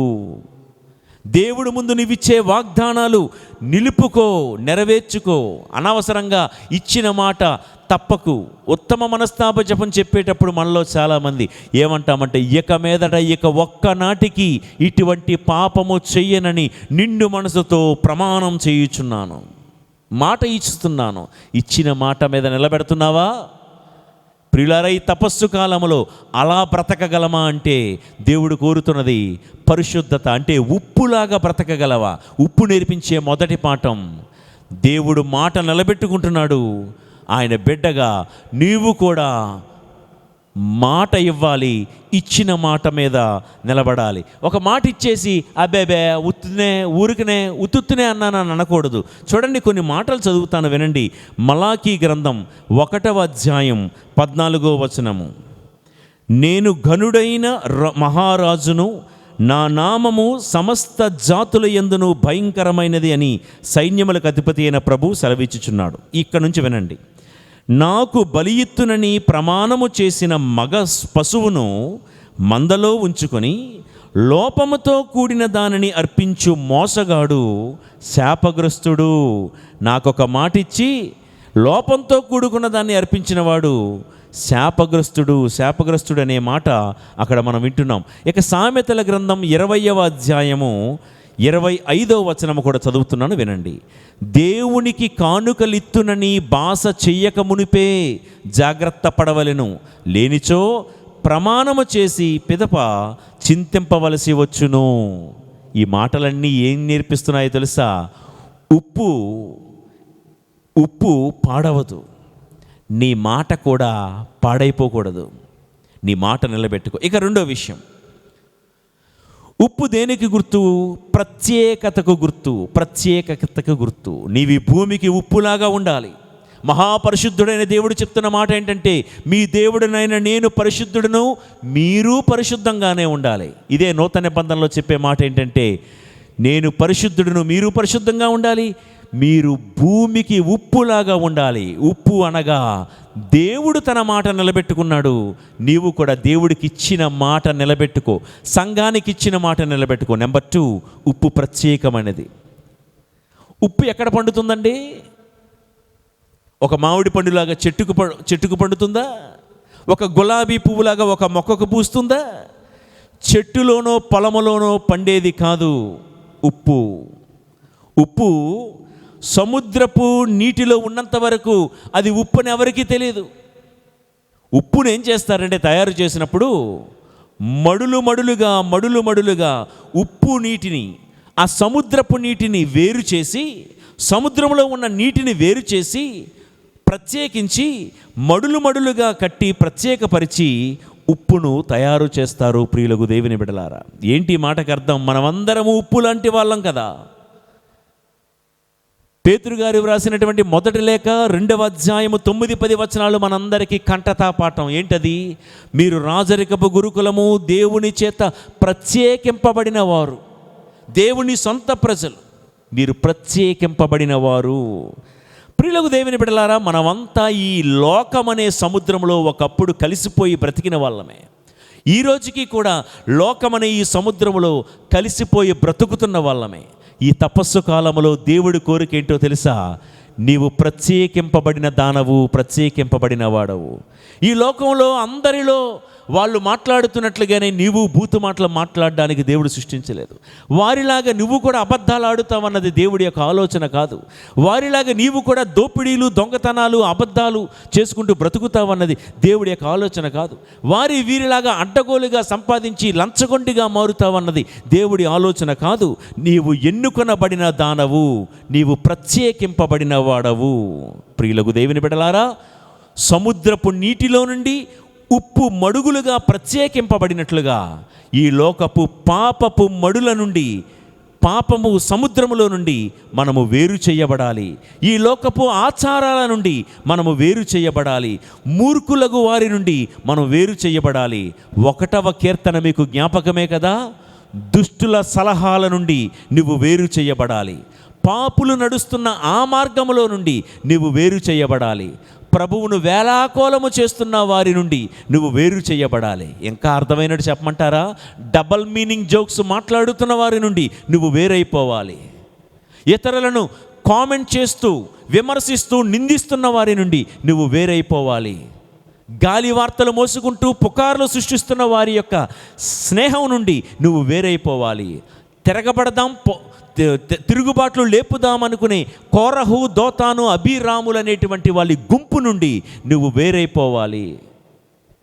ఇది ఉప్పు ప్రత్యేకత. మనం కూడా ఉప్పు సముద్రము నుండి ప్రత్యేకింపబడినట్లు ఈ లోకం దాని వ్యామోహం నుండి ప్రత్యేకింపబడితే నీవు దేవుడిలా బ్రతికినట్లు, దేవుడి కోరినట్లు ఈ భూమికి ఉప్పులాగా బ్రతికినట్లు.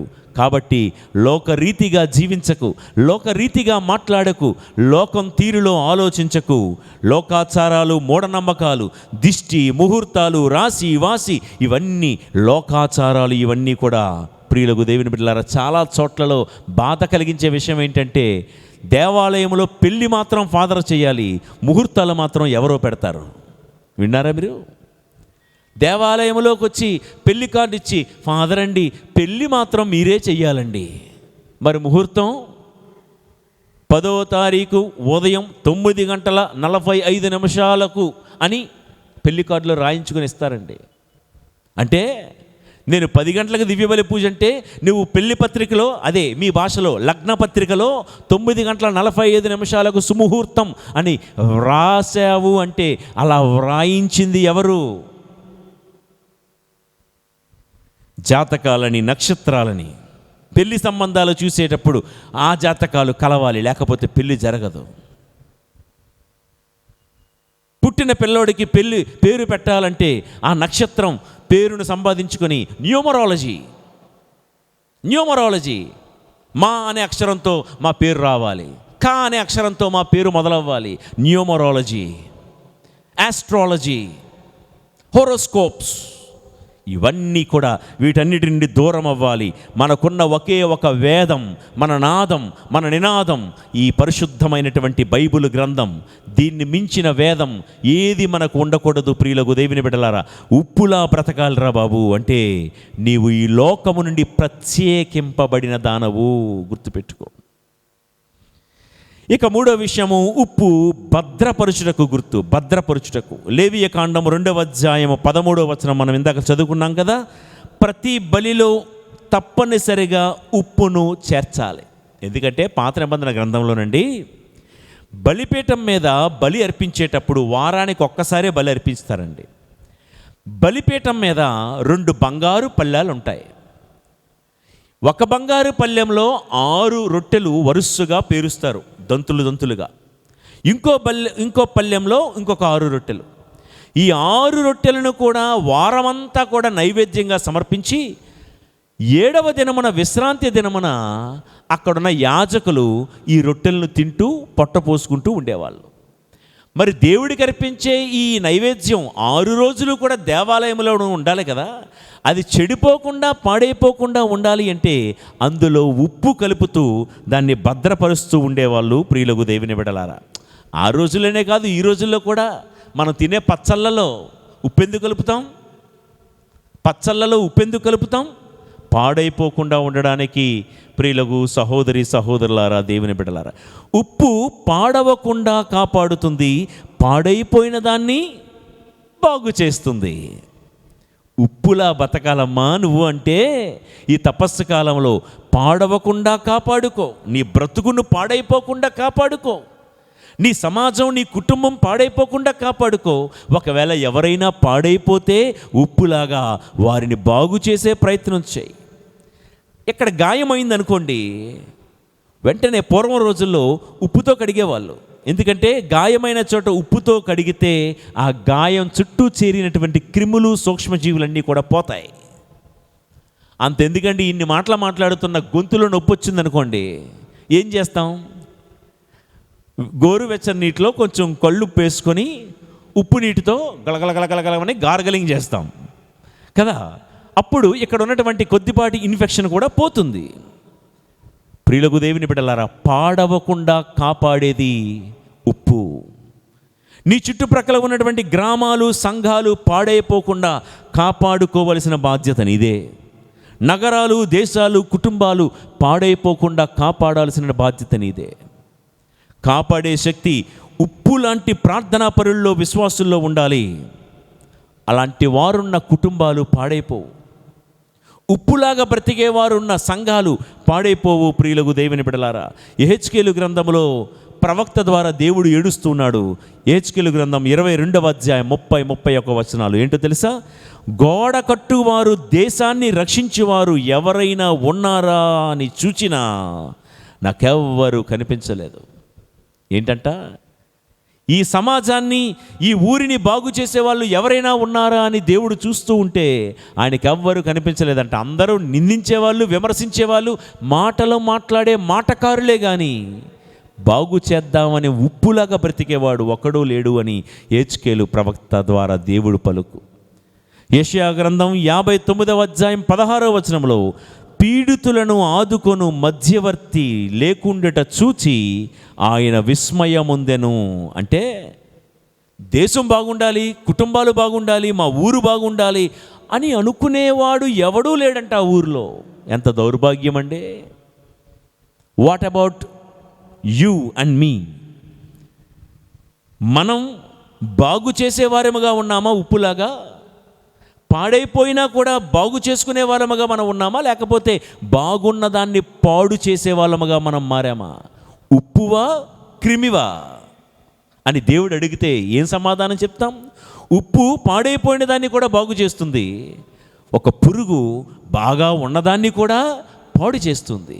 Who are you? ఈ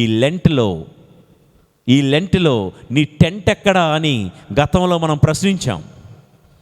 ఈ తపస్సు కాలంలో మనం ఏమై ఉన్నాం? ఉప్పులా ఉన్నామా, క్రిమిలా ఉన్నామా? ఆత్మశోధన చేసుకుందాం. ఇక 4వ విషయము, అలా బ్రతకగలవా, ఉప్పులా బ్రతకగలవా? నెంబర్ 1, ఉప్పు వాక్కుకు నిదర్శనం. దేవుడు ఇచ్చిన మాటను కట్టుబడి ఉన్న దేవుడు. నీవు కూడా దేవుడికి ఇచ్చిన మాట మీద నిలబడాలి. నెంబర్ 2, ఉప్పు ప్రత్యేకింపబడినది.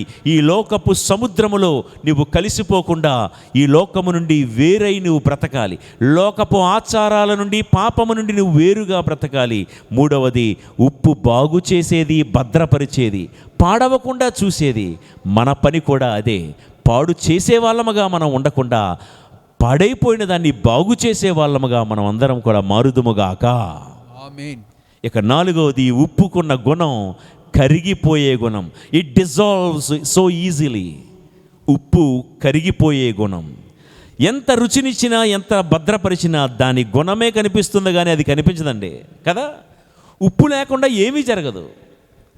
అబ్బా ఎంత బాగుంది అంటాం, అబ్బా ఈ చేపల కూర ఎంత బాగుంది అంటాం. కానీ ఎంత బాగుండడానికి కారణం అందులో కలిసిపోయిన ఉప్పు. అబ్బా ఎంత రుచిచ్చింది కదా, ఏది వెతుకుదాం అంటే ఉప్పు కనిపిస్తుందా? చేప ముక్కలు కనిపిస్తాయి కానీ ఉప్పు కనబడదండి. కారణం ఏంటంటే ఇది ఎంత ఉపకారం చేస్తున్నా మరుగునే ఉంటుంది, కంటికి కనిపించదు. ప్రియులారా, ఇక్కడే ఒక పాఠం. నువ్వు ఎంతో పని చేస్తున్నావు నీ ఇంట్లో, కరెక్టే కాదన్ను. సంఘానికి వచ్చి సంఘంలో ఎంతో సేవ చేస్తున్నావు, కాదు అని నన్ను. ఎంత చేస్తున్నా ఉప్పులాగా కరిగిపోతూ ఉండు. 10 మందికి రుచిని ఇవ్వు, సువాసనని ఇవ్వు, కానీ నువ్వు మాత్రం మరుగునే ఉండు.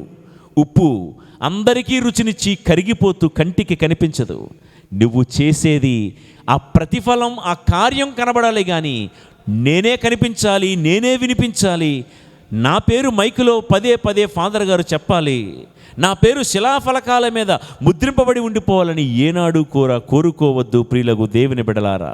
ఈ రోజుల్లో ఎంత కార్యాలు చేస్తే, ఎంత హోదా ఉంటే అన్ని శ్రీ శ్రీ శ్రీ శ్రీ శ్రీ పెరిగిపోతూ ఉంటాయి. హోదా పెరిగే కొలది పేరుకు ముందు స్త్రీలు అంటే ఆడవాళ్ళు కాదండి, స్త్రీలు పెరిగిపోతాయి. ఎంత డొనేషన్ ఇస్తూ ఉంటుంటే, ఏమండి మా పేరు చెప్పండి, ఎంతండి, 10,000 రూపాయల, ఓకే శ్రీ, ఓకే పలానా వాళ్ళు. ఎంత ఇచ్చారండి, ₹1,00,000, శ్రీ పెరుగుతాయి. 10 లక్షల శ్రీ. హోదాని బట్టి గౌరవాలు ఎన్నో రోజులు నిలబడవు బాబు. నువ్వు కూర్చున్న కుర్చీ బట్టి నువ్వు సంపాదించుకున్న ఆ గౌరవాలు నిలబడవు. నీటి మీద రాతలే అవన్నీ కూడా. ప్రభువారు చేసినటువంటి 5 రొట్టెలు 2 చేపల అద్భుతంలో మనందరికీ తెలిసిన మాట. ఆ చిన్నవాడు మొత్తం ఇచ్చేశాడు. తన వద్ద ఉన్న 5 రొట్టెలు 2 చేపలు మొత్తం ఇచ్చేసి కనుమరుగైపోయాడు. ఆ గుంపులో, ఆ 5,000 మంది పురుషుల్లో ఎక్కడున్నాడో తెలియదు ఎవడికి. ఇవ్వడం మాత్రమే తెలుసు. నేను ఎక్కడో చదివాను, 5,000 మంది, సుమారు రమారమి 20,000 మంది పుష్టిగా భుజించి 12 గంపలకు ఎత్తిన తర్వాత దేవుడు చుట్టూ చూశాడంట. శిష్యులందరూ అడుగుతున్నారు, ప్రభా ఎవరి కోసం చూస్తున్నారు? ఓ పేతురు గారి కోసమా? ఓహో ఆంధ్రయ్య గారి కోసమా? ఎవరి కోసం అంటే 12 గంపలు. ఒకవేళ మిగిలిన రొట్టెల కోసం చూస్తున్నారేమో, ఇదిగోండి 12 గంపలు. కానీ ప్రభువు నేత్రాలు వెతికేది ఎవరి కోసమో తెలుసా? ఆ 5,000 మందిలో ఉన్న పురుషుల్లో ఆ చిన్న బాలుడు, ఈ గుంపులో ఉన్నవాడెవడు? ఈ అద్భుతం జరగడానికి తనకున్న మొత్తాన్ని ఇచ్చేసి ఏమీ ఎరగలేనట్లు, ఏమీ తెలియలేనట్లు ఎక్కడో మరుగున ఉన్నటువంటి ఈ అశేష జనావళిలో ఆ చిన్న బాలుడి కోసం ప్రభు నేత్రాలు వెతికాయంట. వెతికి, ప్రభువా ఈ 12 గంపలను ఏం చేయమంటారయ్యా అంటే, 5 రొట్టెలు ఇచ్చిన వాడికి ఈ 12 గంపల రొట్టెలు కూడా ఇచ్చేయండి అని దేవుడు చెప్పినట్లుగా నేను ఒక పుస్తకంలో చదివాను. ప్రియులకు దేవుని బిడ్డలారా, అంతే కదా. ఆ 12 గంపలు ఏమయ్యాయో మనకు బైబిల్ గ్రంథంలో రాయబడలేదు. ఇది నా భావన. ప్రియ సహోదరి సహోదరులారా, దేవుని బిడ్డలారా, దేవునికిచ్చి చెడిపోయిన వారు, నష్టపోయిన వారు ఎవ్వరూ లేరండి. దేవుడి కోసం సేవ చేసి సేవలో కరిగిపోయి నష్టపోయిన వారు ఎవరు కూడా లేరండి. ఉప్పులా బ్రతకాలి అంటే ఉప్పులా కరిగిపో. నువ్వెంత చేస్తున్నా, ఎంత ఇస్తున్నా కరిగిపోయేవాడిగా ఉండాలి. నీ పట్ల ఎవరైనా దారుణంగా ప్రదర్శిస్తే నువ్వు కఠినంగా ఉండద్దు, కరిగిపో. ఉప్పులాగా కరిగిపోతే ఎంత కరిగి మరుగయ్యావో అంతలా వెలిగేలా దేవుడు దీవిస్తాడు మనందరినీ. Praise the lord. ఇక 5వ విషయము ఉప్పు గురించి. ఉప్పు రుచికి గుర్తండి. రుచికి ఇది అంటదండి, ఏది? ఉప్పు. అన్నీ వేసి చూడు, నన్నేసి చూడు అంటట. అన్నీ వేసి చూడు, నన్నేసి చూడు అంటుంది. అంతే కదండి. ఎన్ని వేసినా ఉప్పును వేయకపోతే రుచి ఎక్కడుందండి? డాక్టర్లు ఎంత చెబుతున్నా మానలేము ఉప్పును. అలా అని ఉప్పు వేసుకోకుండా ఉప్పు పోసుకొని తింటున్నాం మనం. అందుకే బీపీలు. ఉప్పు కొంతవరకు వేసుకొని తింటే పర్వాలేదు, పోసుకోకూడదు. ఉప్పులో ఎంత మెప్పుందో అంతే ముప్పుంది. ఉప్పులో ఎంత మెప్పుందో అంతే ముప్పుంది. ప్రియులకు దేవుని బిడ్డలారా, మెప్పేంటండి? ఉప్పులో ఏమైనా ఉపయోగం ఉందా? ఇప్పుడు నీరసంగా ఉందని హాస్పిటల్కి వెళ్ళావు, అయ్యోయ్యో చాలా నీరసంగా ఉన్నారండి, మీకు స్ట్రెంత్ కావాలి అని బెడ్ మీద పడుకోబెట్టి అలా ఏమన్నా యాపిల్ పళ్ళు కోసిస్తారా? ఒక సెలైన్ బాటిల్ పెడతారు. ఒక సెలైన్ బాటిల్. ఏంటి ఆ సెలైన్ బాటిల్? సోడియం క్లోరైడ్ నీళ్ళు బాడీలోకి ఎక్కిస్తారు. ఏంటో తెలుసా సోడియం క్లోరైడ్ అంటే? ఏం కాదండి, ఉప్పు నీళ్ళు అండి.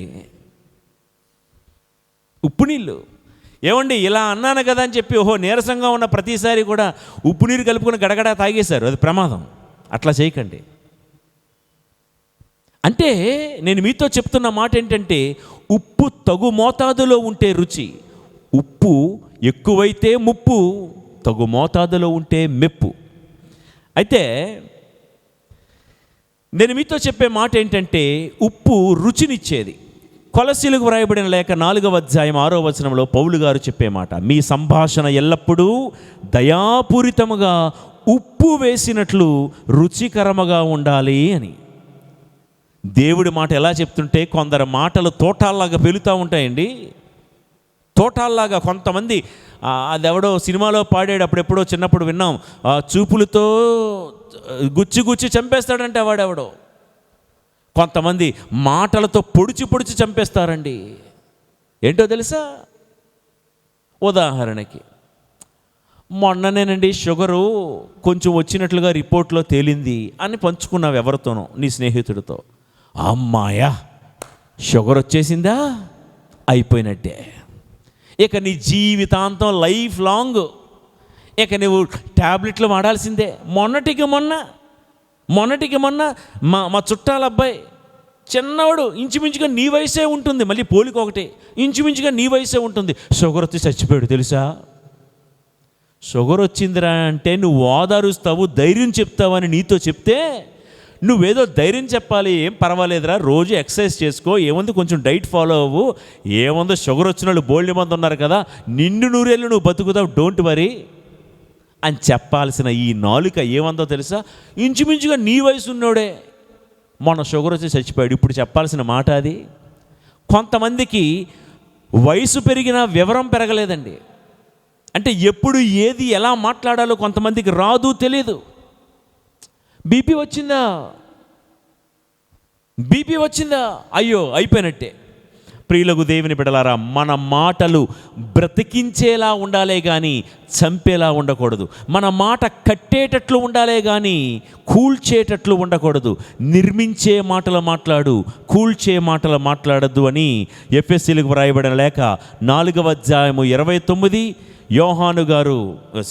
యాకోబు గారు రాసినటువంటి లేఖ 3వ అధ్యాయంలో ఈ నాలుకను గురించి కొన్ని మాటలు చెప్తూ ఆయన అంటాడు, ఈ నాలుక ఒక దోష ప్రపంచము, అడవిని సైతము తగలబెట్టేది చిన్న నిప్పురవ్వ అయితే ఈ చిన్న మాట బ్రతుకులను తగలబెట్టేస్తుంది, జాగ్రత్త అన్నాడు. ప్రియులకు దేవుని బిడ్డలారా, అన్నిటికీ మించి పౌలు గారు చెప్పే ఈ మాట నాకు బహు ప్రేమ అండి. పౌలు గారు తిమోతికి వ్రాసిన మొదటి లేఖ 4వ అధ్యాయం 7వ వచనంలో ఏమంటాడంటే, ముసలమ్మ ముచ్చట్లకు దూరంగా ఉండండి. నువ్వు ఉప్పు రుచినిస్తుంది, నీ మాట రుచినివ్వాలి. ముసలమ్మ ముచ్చట్లు అంటే ఆ రోజుల్లో ముసలమ్మలే ఏం పనిపాటు ఉండేది కాదు కాబట్టి అట్లా కూర్చొని ఏదేదో మాట్లాడేవారు, అందుకే ముసలమ్మలు. ఈ రోజుల్లో బహుశా అది పౌలు గారు కనుక ఉన్నట్లయితే, యువకులారా వాట్సాప్లో మీ ముచ్చట్లు ఆపండి, యువతులారా వాట్సాప్లో మీ చాటింగ్లు ఆపండి, ఫేస్బుక్లో ఇన్స్టాగ్రాముల్లో మీ చాటింగ్లు మీ కామెంట్లు ఆపండి, వాటికి దూరంగా ఉండండి. ముసలమ్మ ముచ్చట్లకు దూరంగా ఉండడం అంటే గాలి వార్తలకు గాలి కబుర్లకు దూరంగా ఉండండి. మీకు తెలుసా వాళ్ళ ఇంట్లో ఏం జరిగిందో, పలానా వాళ్ళు ఎలా అట కదా అలా అట కదా, ఇవన్నీ ప్రతి ఒక్క మనిషికి సైకాలజీ ప్రకారంగా ఎదుటివారిలో ఏం జరుగుతుందో తెలుసుకోవాలనే ఒక ఆరాటం ఉంటుందండి. ఎదుటివారిలో ఏం జరిగిందో తెలుసుకోవాలని. కానీ ఒక పెద్ద ఆయన గొప్ప మాట చెప్పాడండి, ఎవరైనా నీ దగ్గరికి వచ్చి ఏదైనా మాట మాట్లాడితే ఒక్క క్షణం ఆగు, నువ్వు చెప్పేది నాకు ఉపయోగమా కాదా ఆలోచించు. రెండోది, నువ్వు చెప్పేది ఈ ప్రపంచానికి ఏదైనా ఉపయోగమా కాదా. మూడోది, నువ్వు చెప్పేది దాంట్లో నిజమా అబద్ధమా, ఈ మూడు విను. ఈ మూడు కాకపోతే వదిలిపెట్టు. వాడు చెప్పేది ఏమో నిజమా కాదా అంటే, ఏమో వాళ్ళు మాట్లాడుకుంటున్నారు అదేదో అలా నేను అనుకుంటున్నాను, దెన్ షటప్, మాట్లాడకు. నీవు చెప్పేది నిజమా కాదా అయితే చెప్పు. చెప్పే ముందు ఒక మాట, నువ్వు చెప్పడం వల్ల నాకేం ఉపయోగం, నువ్వు ఎవరి గురించో ఒక విషయం నాతో చెప్తున్నావు, నాకేంటి అవసరం? ఎవరితోనో తిరుగుతున్నారు, ఓకే తిరగనే, నాకేంటి?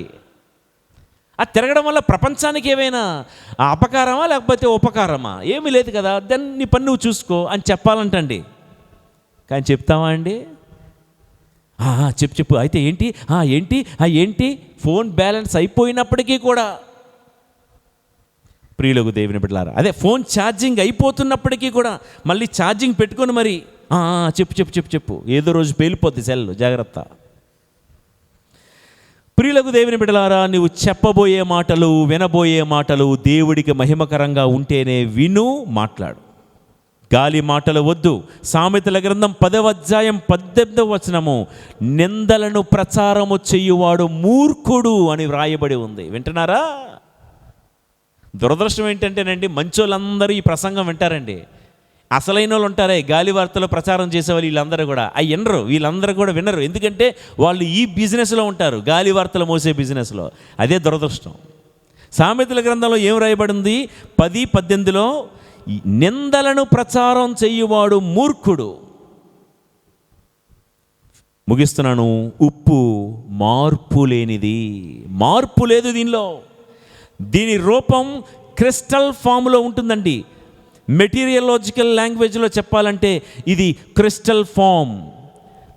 ఉప్పును చూడండి, అంటే నేను మాట్లాడేది సాల్ట్ కాదండి, కళ్ళుప్పు అంటారు కదా, రాక్ సాల్ట్ అంటారు. ఆ ఉప్పు చూడండి, పెద్ద మొక్క చూసినా చిన్న మొక్క చూసినా ఒకే రూపంలో ఉంటుంది, దాని రూపం కోల్పోదు. ఉప్పుని తీసుకొని చిన్న చిన్న మొక్కలుగా, మీరు ఇంత పెద్ద ఉప్పు దింపను తీసుకొని మొక్కలుగా బగలగొట్టండి, పెద్ద మొక్కను చూసినా చిన్న మొక్కను చూసినా ఒకే షేపులో ఉంటుంది, దాని రూపాన్ని కోల్పోదు. ప్రియులకు దేవుని బిడ్డలారా, సహోదరి సహోదరులారా, మన జీవితంలో జ్ఞాన స్నానం స్వీకరించిన రోజున ఏ విశ్వాసం అనే రూపం ఉందో, పెరుగుతున్న కొలది అదే విశ్వాసాన్ని మనం కలిగి ఉండాలి. దర్శన గ్రంథం ఎఫెసు సంఘముతో దేవుడు మాట్లాడుతూ 2వ అధ్యాయం 4వ వచనంలో అనుకుంటాను, దాని మీద దేవుడు మోపుతున్న నేరం ఏంటో తెలుసా?